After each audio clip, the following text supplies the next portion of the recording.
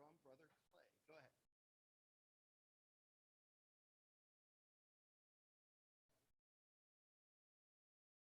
Yeah.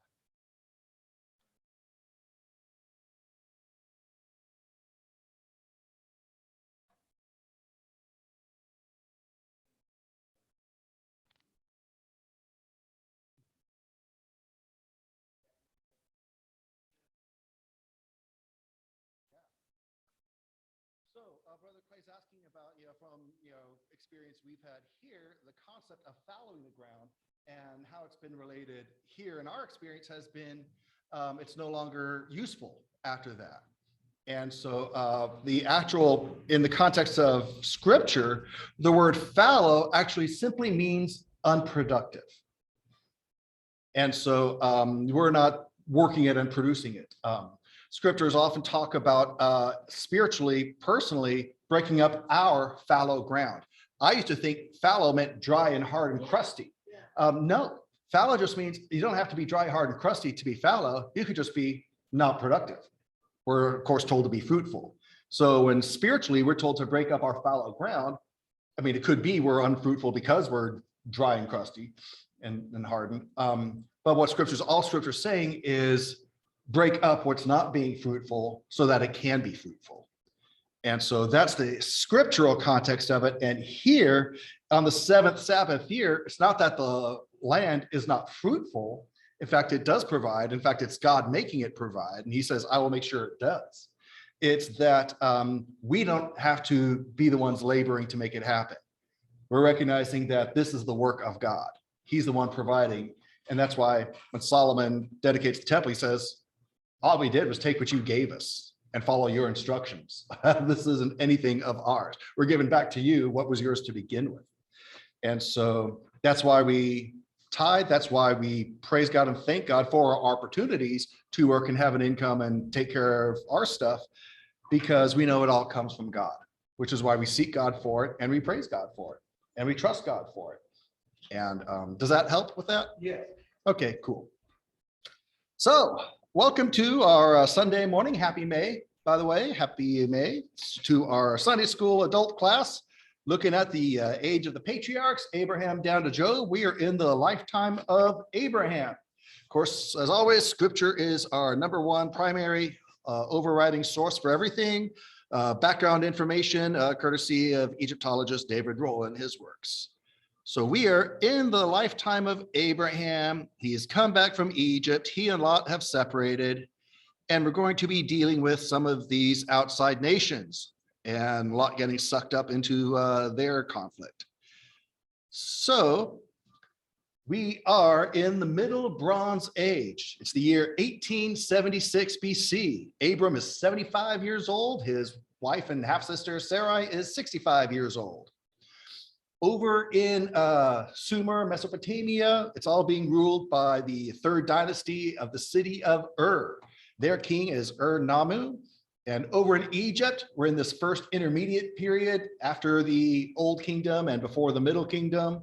And so we got two lines of pharaohs ruling at the same time. We got the 11th dynasty down in Thebes, and we've got the 10th dynasty with their pharaoh. We got the 10th dynasty in Heracleopolis with Pharaoh Kedi IV, who was the pharaoh that Abraham dealt with. And we saw some of that last week.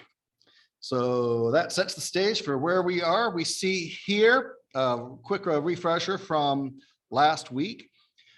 Just outside the city of Ismailia, we have the Suez Canal, as we see it and know it and recognize it today, from the Gulf of Suez up to the Mediterranean.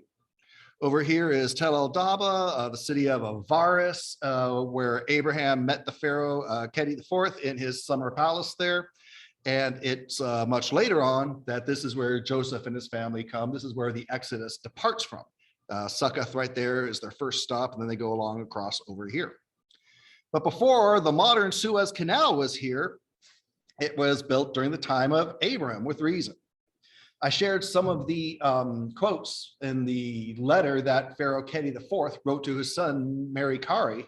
One thing I didn't read from that, which I'll share this morning, is something he mentions about Abraham and those like him coming from, they refer to the area of Canaan as part of Asia, so they call them Asiatics. And so here's one thing he says about these guys who are dealing with their famine and coming to Egypt and all that stuff. Pharaoh Kiriath IV says to his son Merikari, behold the impotent Asiatic. He is wretched because of the situation in which he finds himself, short of water, without wood, whose paths are many and painful because of mountains. He does not dwell in one place because the search for food forces him to move on. He has been in conflict since the time of Horus, not conquering or being conquered. Ultimately, he tells the son, do not concern yourself with him. And so basically, Abraham and those dealing with famine, they're in a tough situation, stinks to be them, but let's just keep them out and let's do our thing here, especially after the experience he had with Abram. Sister Ashley. Sister Minnie says the sound went out. Sound went out. Sorry. No, I appreciate that. Let's check this out. I want to make sure everyone can hear. She said it started by the end of Psalms or Okay. Yeah. Sister Lou, if you can hear me, would you please send a quick text or something? Let us know you can hear okay. I want to make sure. Oh, I got a text too. Oh, okay. So it's back. Oh, the sound is back. Okay. Great. No, we want to make sure we want to make sure it's available and accessible for everyone. So, alrighty. So let's go back to the share. Thank you for that. Alrighty. So one of the things that Pharaoh Kedi does is he instructs his son something regarding this area here that we talked about. This area before the modern Suez Canal is a crocodile-infested waterway that linked several swampy and reed-lined lakes, extending again from the Gulf of Suez up to the Mediterranean. This whole complex of pools, lakes, and water channels was part natural, part man-made, and was kind of the border of the Pharaoh's domain there. So he had his son strengthen the border, build the wall, have the local farmers, take up arms and man it and keep those guys like Abraham out, so they could continue on their way.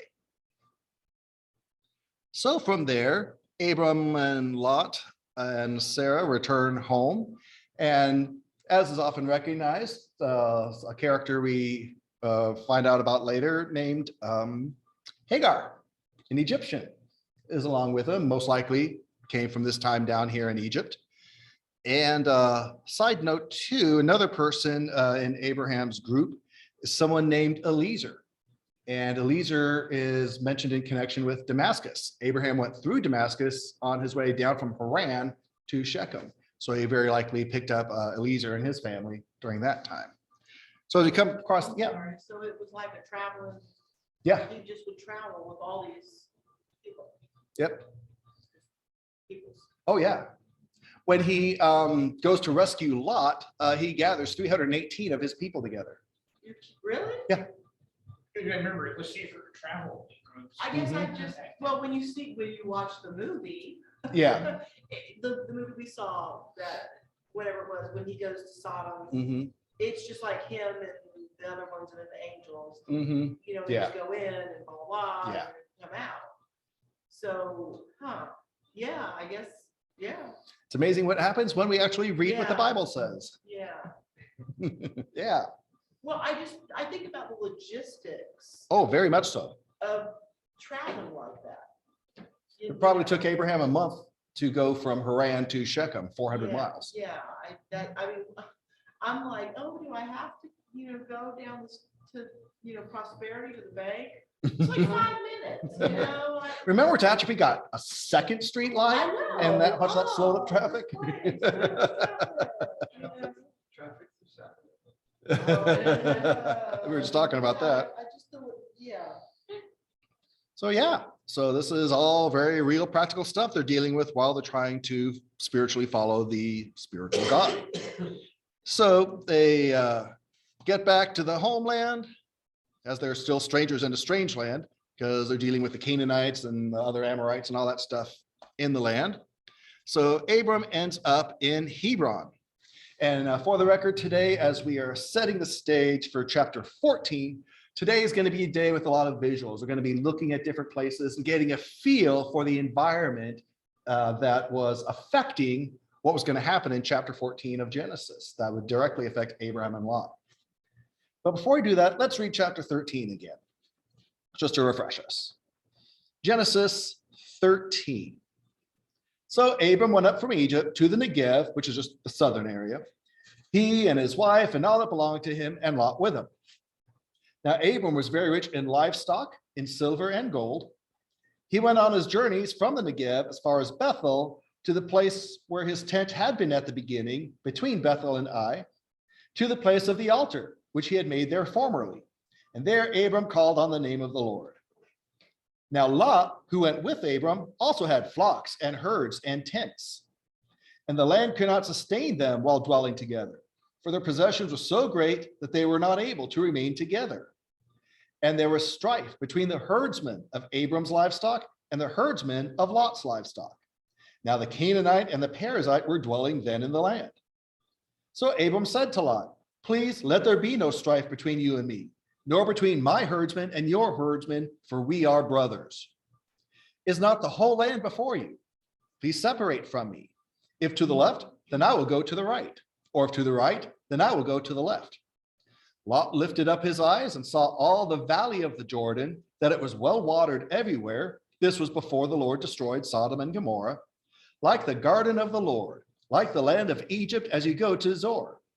So Lot chose for himself all the valley of the Jordan, and Lot journeyed eastward. Thus they separated from each other. Abram settled in the land of Canaan, while Lot settled in the cities of the valley and moved his tents as far as Sodom. Now the men of Sodom were wicked exceedingly and sinners against the Lord. Verse 14. The Lord said to Abram, after Lot had separated from him, now lift up your eyes and look from the place where you are, northward and southward and eastward and westward. For all the land which you see, I will give it to you and to your descendants forever. I will make your descendants as the dust of the earth, so that if anyone can number the dust of the earth, then your descendants can also be numbered. Arise, walk about in the land through its length and breadth, for I will give it to you. Then Abram moved his tent and came and dwelt by the oaks of Mamre, which are in Hebron, and there he built an altar to the Lord. Okay, so here is Hebron, right here. We got Tel Aviv over here, Jerusalem right here, Shechem, where Joseph's tomb is, up here, Bethel and Ai right there, kind of giving you a sense of the area. So as Brother Clay asked Wednesday night about the condition of the land, as it is today, let's go ahead and take a look at how Hebron looks today. Again, today will be a visual kind of field trip tour to give us a sense of what the place is like. This is actually, we're going to get to this with the death and burial of Abraham. This is what they've built around that cave of Machpelah. And it's now a shrine, if you will. So we got some greenery around here.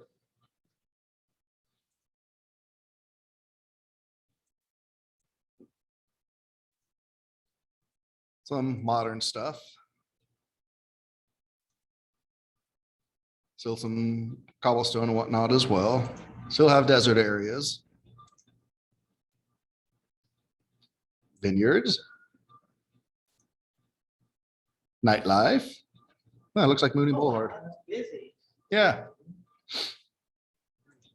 Yeah.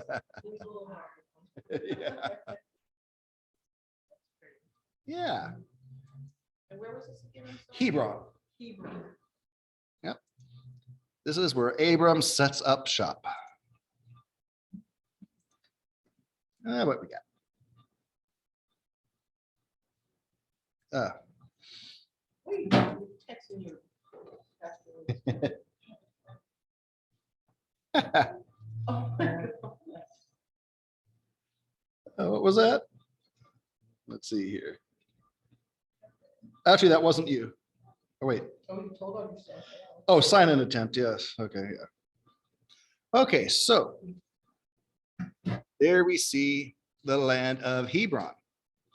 Now, what's mentioned here is the oak of Mamre, a tree in this area. Well, over here, we've got a place called Alonai Mamre.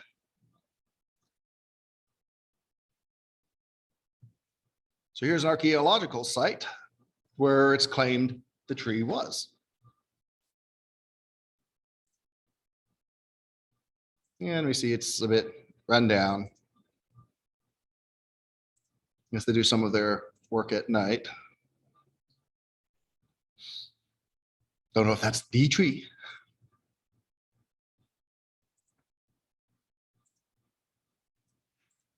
But Hebron is very, very significant for the patriarchs. We'll see it's significant for Caleb in the time of conquest. And it has a direct impact with Egypt and the outside early Hyksos pharaohs who come in once Egypt is devastated by the Exodus. So we're heading towards all that. And just for fun, I will go ahead and pull this up because there's another site where they claim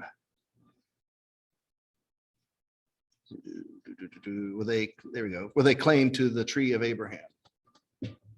So just wanted to cover all bases for you. I wouldn't trust Wikipedia with a lot of things, so I'd be careful looking at that kind of grain of salt approach. As it's waking up. There we go.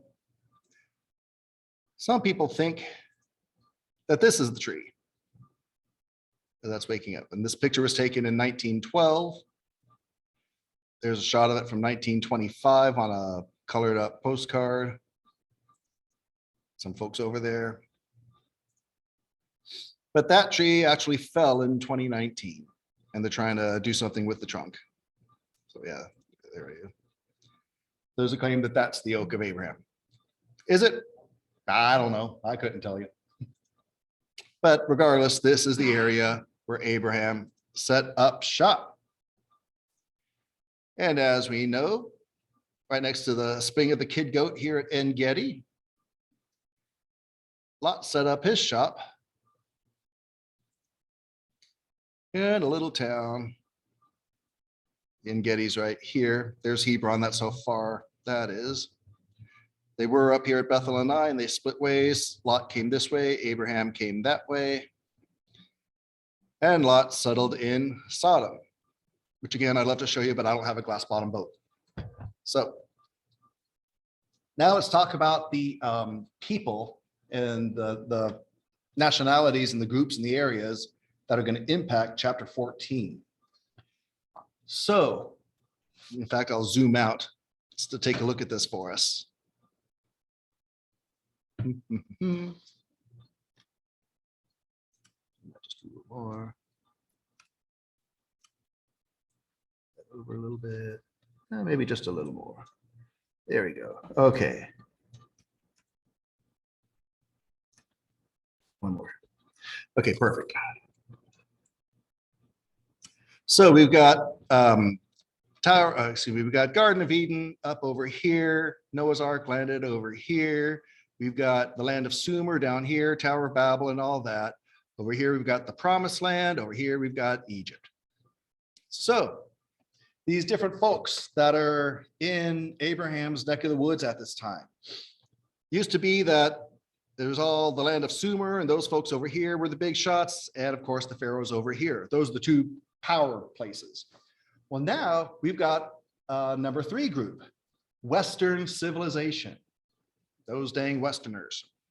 We got folks from Greece and Turkey and the north here coming over in. As I've mentioned, the sons of Japheth, they're referred to as Indo-Europeans because they come not only from Europe, but stretch all the way over across to the east over to India and their influence. So who are some of these folks? Hittites, who come from up here in this area of Turkey. We've got Mitanni, people from Mitanni, which is kind of over here. We've got Minoans, who come from the island of Crete over here. And we got Greeks coming from the mainland up there. So we got all these different groups. These guys are where Western civilization comes from. So we call ourselves Westerners. This is our heritage and ancestry going back to these folks. So we've got new languages. We've got new ethnicities over here. And we got this third group coming in. Names we see in the Bible, like Anakim and Rephaim. When you see I am at the end of something, just like ites is the people of this area or this group, I am is just plural.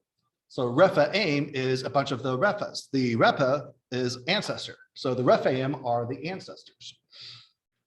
We have the Cretan or the Cretans from Crete, Captorum, which from whom the Philistines would come, Hittim or the Hittites, and the Greeks are the Yawanims. They came from Javan. Then over here in the north, in the mountains up here, we have the Horim or the Horites that we'll see, or the Hurrians, the horse-drawn chariots and all that stuff, Aryans and all that stuff.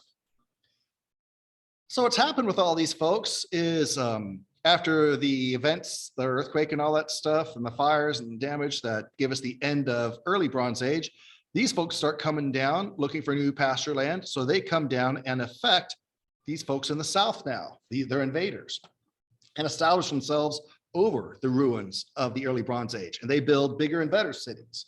They build more fortified cities. They build cities that have those slopes that they covered in a slick lined plaster, like what Jericho had. So this is the fortifications we see at Jericho. Their influence starts from these folks around this time and how those things are built. Hebron's also known as Kiriath-Arba. It's the sons of Arba who went up there. So Arba himself comes in around this time, one of these folks. We have Rephaim in these Amorite lands. Again, the Amorite just means Westerners. So these folks all coming in. We're going to go to a place right up here called Ugarit. Now, as always, you don't have to worry about the written exam with all these names, but just so we get a sense of who these people are as we're going to come across them in the Bible, especially in chapter 14, just get a sense of where they're coming from and why they're doing what they're doing and what the issues are, what the struggles are as they fuss and fight with each other. So here is Ugarit. This is in Lebanon, Phoenicia, and so that's the island of Cyprus. So a little north of the Promised Land here. So these folks here coming over from Greece and Turkey and Syria, this area here is where we're talking about. Over here in Ugarit during the Bronze Age, they find some tablets. And on these tablets, a story is told. A story of this King Kiriath. So here's what's said about him. He had lost his wife and several sons due to disease and war. So what do these tablets say about this guy? He enters his cubicle and weeps. His bed is soaked by his weeping. He falls asleep as he cries. Sleep prevails over him. He lies, slumbers, and reclines. In his dreams, El descends. In his vision, the father of Adam. So during his grief and crying in his sleep, the story goes, he gets a vision from God, the father of Adam. And he's told to start campaigning across over. Now his kingdom's capital is off to the side here, but let's take a look at this Ugarit culture. We'll see how it's a little different.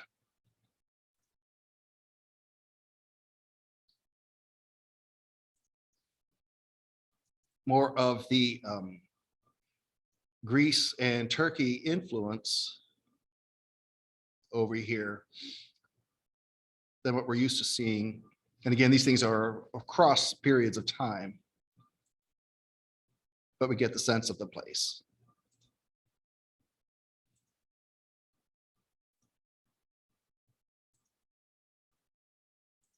So again, we still have the greenery and it's on the Mediterranean coast there.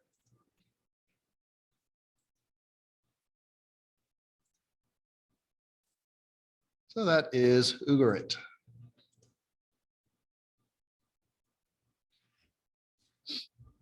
In fact, over here in Ugarit as well, we have a legend where a hero's father is called Raphaman from the Rephaim and the Anakim, who are descendants of Anak, who are men of great stature, described as mighty men or giants. So the name Anak simply means ruler. So this guy, Kiriath, he has this vision in his dream of grief. He's told to go from his capital, which is over here, at the meeting of the two rivers, the Euphrates and the Karbor. He's told to go from here, from this capital, and go west, young man. That's the Karbor going this way, the Euphrates going that way.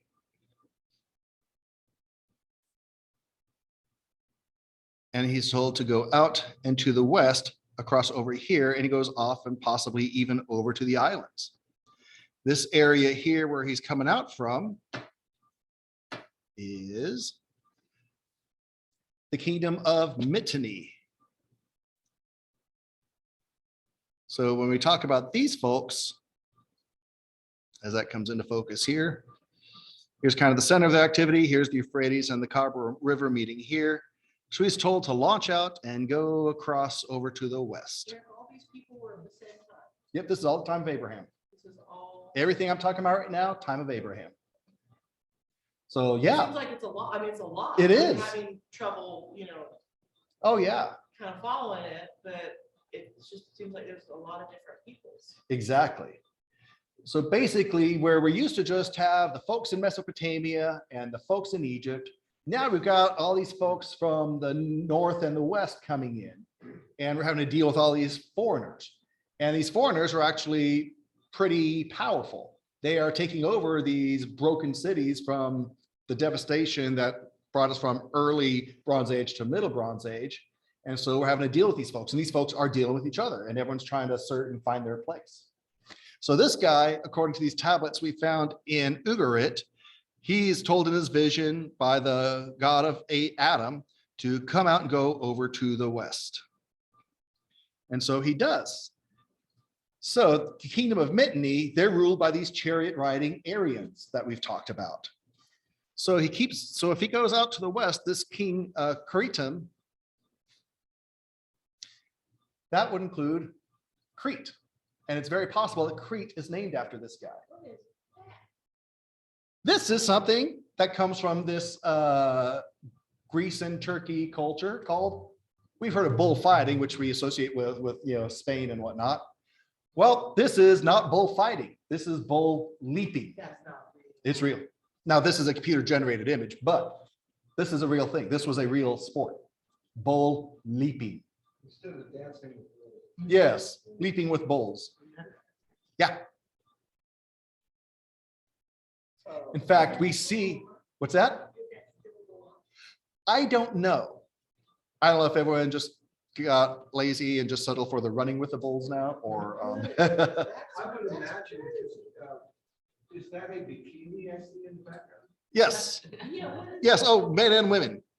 Yeah, yes. What, like they're, The clothes they're wearing, I would assume that's pretty modern. Oh, actually, no. This is going back to the athletes they would wrestle naked. Yeah, I thought she asked, do they still do that? Yeah.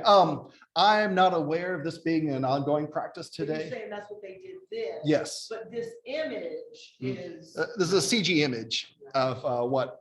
of people in bikinis doing this Yes. because they would have done it naked.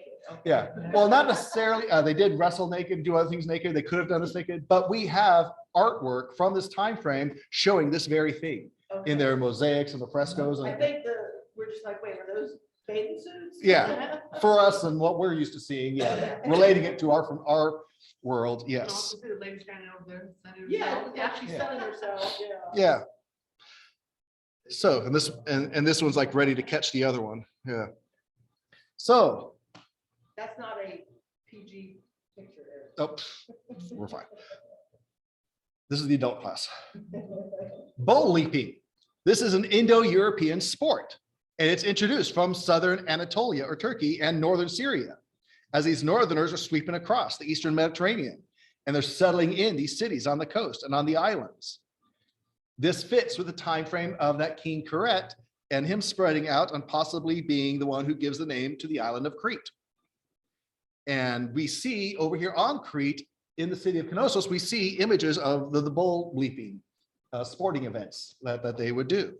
And so that's just one example of what they did before Netflix. So here's the island of Crete, and here is Knossos. So in the middle of the Mediterranean, there's the water up there. I was stationed further to the left near Hanya, and we would come down to the water here where the Air Force Base was on the coast and come down there for medical supplies and things like that. It was a bigger base. And I always got a kick out of the fact that our base over further to the left, our base, the Navy base had the airport and the Air Force Base was on the water. Yeah. I know where I used to live, Naval Air Station. Yeah. Naval Air Station. Yeah. I remember working with someone in Tehachapi and they mentioned how they came to China Lake with their water skis. Not that kind of lake, yeah. So again, taking a look at different culture, today being a day for visuals. Here's stuff from Knossos. A lot of this would be as that Minoan culture developed. We're talking the early days of that culture at the time of Abraham, but this is some of the stuff that developed over the course of time that has been dug up and restored. I have no idea who that is. So again, we see different culture, different art styles and decoration and different aesthetics. It's just amazing to me that all this, came from three fellas. Yeah, three sons Right? of Noah From three sons of Noah's, all these different cultures, all these different and their wives. Yeah. creative, Mhm. styles, building styles. Again, God-given talent, God-given individuality and expression. Yeah. Absolutely. Amazing. Now, what type of gods did these people worship? Eventually, they would develop into what we call the Greek pantheon. And as we get into the time of Judges, that is the time of Greek mythology. So when we have Hercules and Zeus, all that stuff, we're going to actually be seeing in the time of Judges, during the time of the likes of Gideon, we're going to see some of these, the real life human beings that were the basis for some of the Greek mythologies that we're familiar with today. Everything comes from somewhere.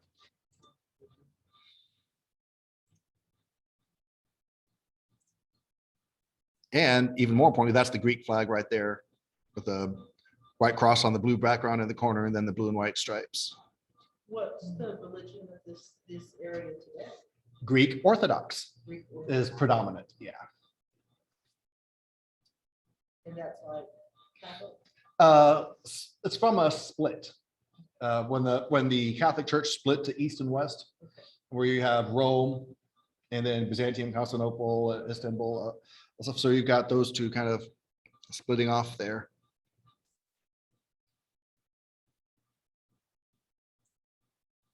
You've got Russian Orthodox, Greek Orthodox that are variations of that.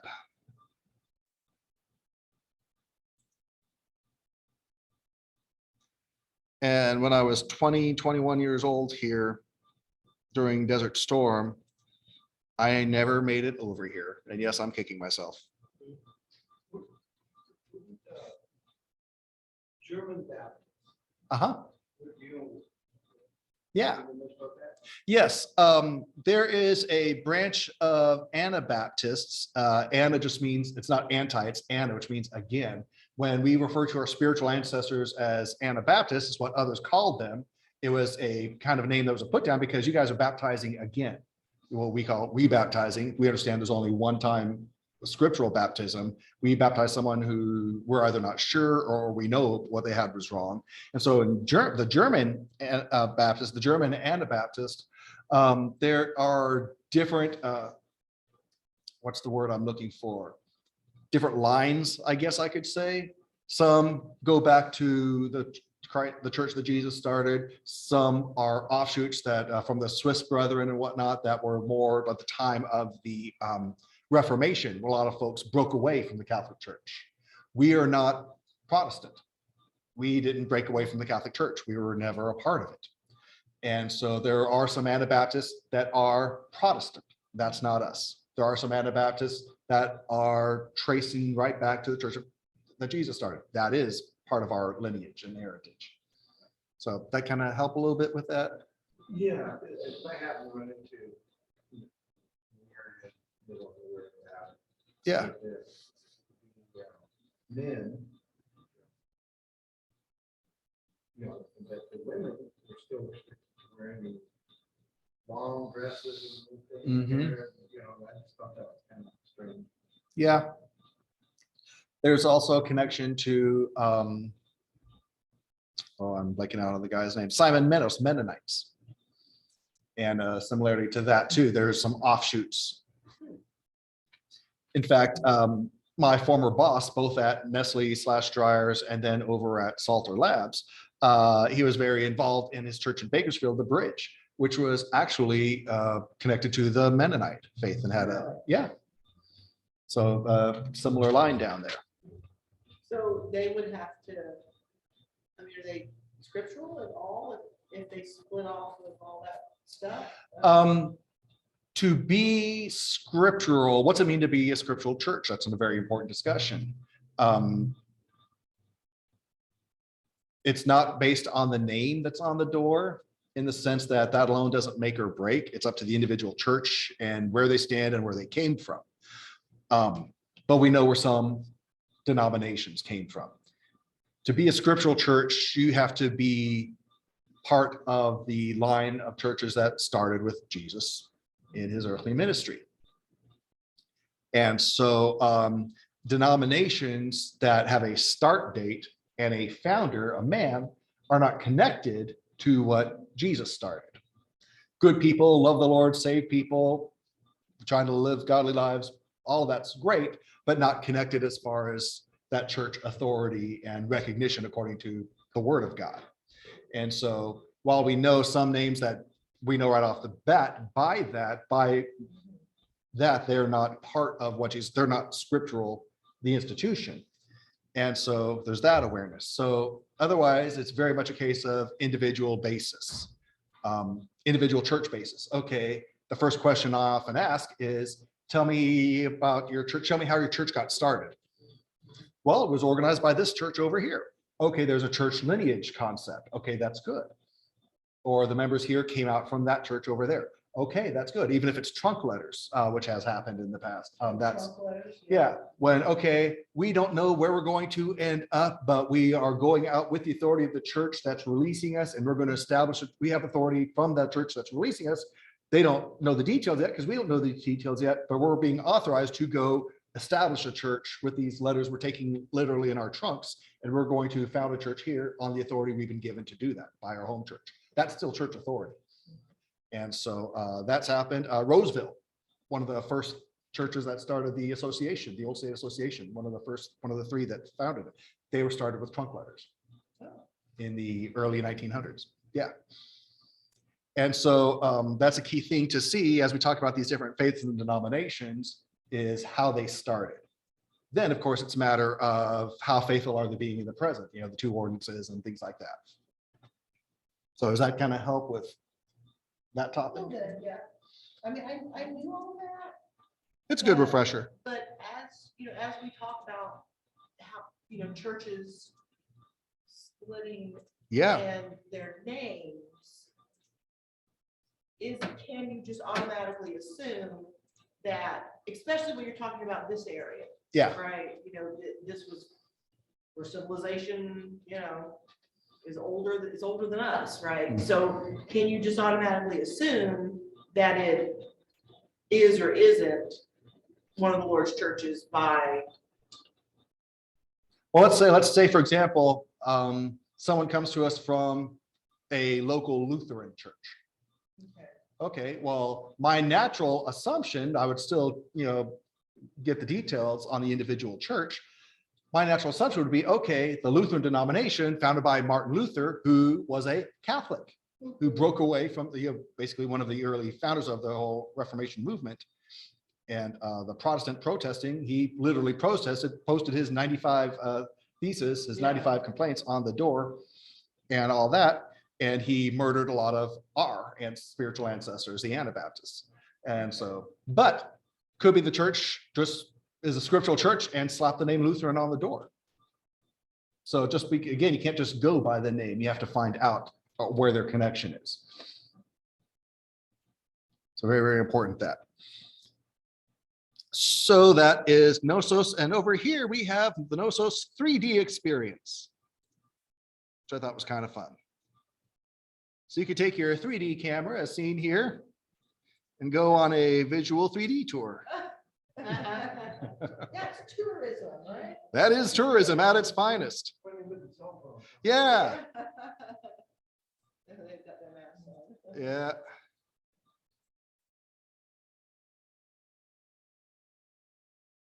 So there's another 3D image that they'd be seeing with their, Oh, as they're that's touring. right. So that's where that came from. that's, yeah, this is That's one where that- example. Okay. This wasn't that same picture, but as you But, see, okay, so that's where the- Yeah. Tell us that. You just showed us. He first. shows There's people. Yeah, kind of an Flipping attempt. over bulls in a bikini. Now that I've got your attention. Yeah. They call them rodeo clowns. Rodeo clowns, yeah. But again, we see the greenery of the area.